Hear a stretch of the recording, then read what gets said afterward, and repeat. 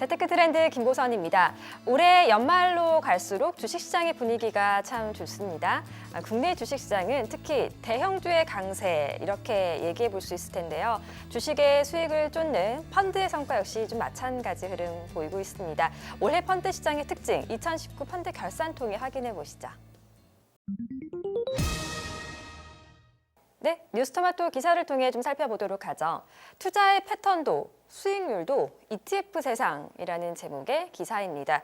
공모펀드 시장은 아시다시피 대체적으로 좀 위축되어 있는 상황입니다. 이런 가운데서 펀드들의 성과 역시도요, 개별적인 종목을 적극적으로 운용하는 이른바 액티브 펀드보다는 지수의 흐름을 따라서 움직이는 패시브 펀드 중에 하나라고 할 수 있는 ETF, 특히요 강세를 보이는 그런 시장이었다고 볼 수가 있겠습니다. 대형주 중심의 장세였다 말씀드렸는데요. 코스피가 약 7% 오른 반면에 코스닥은 약 4% 내린 게 단적인 예라고 할 수가 있겠습니다.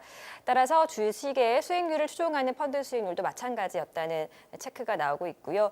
올해 국내 주식형 펀드의 수익률이 평균 5% 정도를 보였는데 이는 코스피 상승률인 7%에는 못 미치는 수준이었던 것입니다.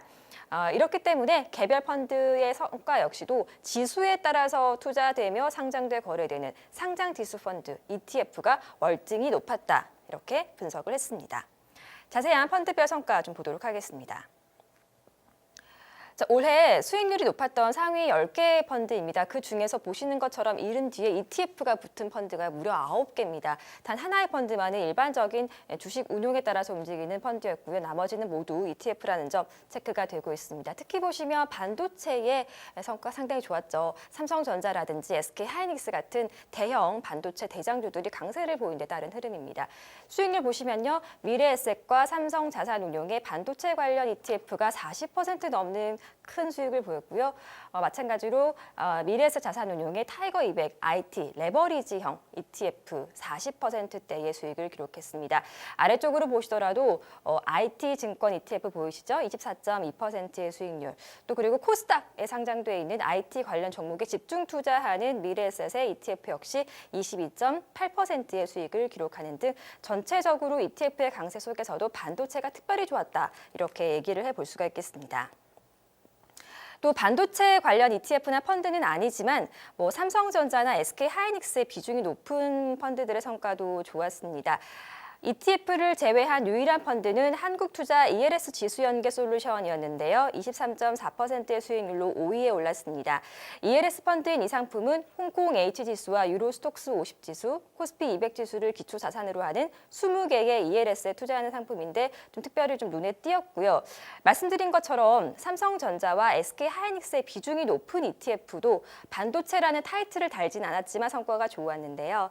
삼성코덱스 MSCI 퀄리티라든지 미래에셋 타이거 톱10 같은 종목은 삼성전자라든지 SK하이닉스의 비중이 높기 때문에 이러한 효과를 톡톡히 보면서 상위 10개 펀드에 이름을 올렸습니다.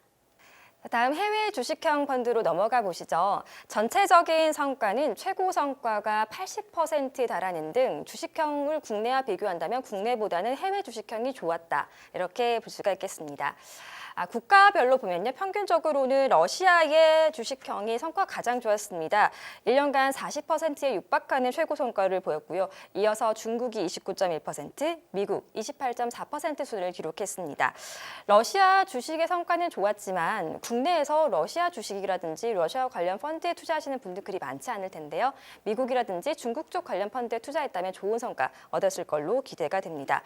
개별적인 성과 보도록 하겠습니다.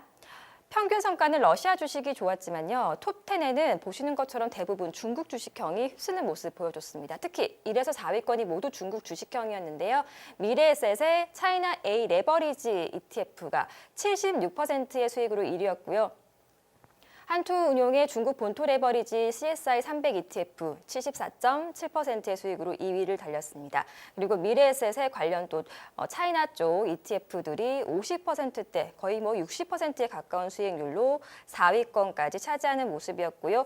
아래쪽으로도 8위 그리고 10위권에 계속해서 중국 주식형 펀드들 확인이 되고 있습니다.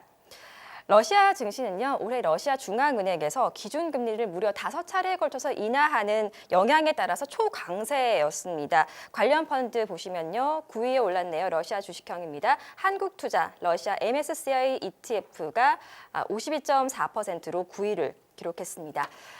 그리고 미국 주식도 좀 눈에 띄는데요. 올 한 해 내내 많이 들어보셨죠? 미중 간 무역 분쟁이라는 불확실한 이슈 속에서도 중국과 함께 나란히 강세를 보인 쪽이 바로 이 미국 주식형이었다고 볼 수 있겠는데요. 개별 성과 중에서는 보시는 것처럼 타이거 S&P 500 에버리지 ETF가 55.4%의 수익률로 순위권에 들어가는 모습이었습니다.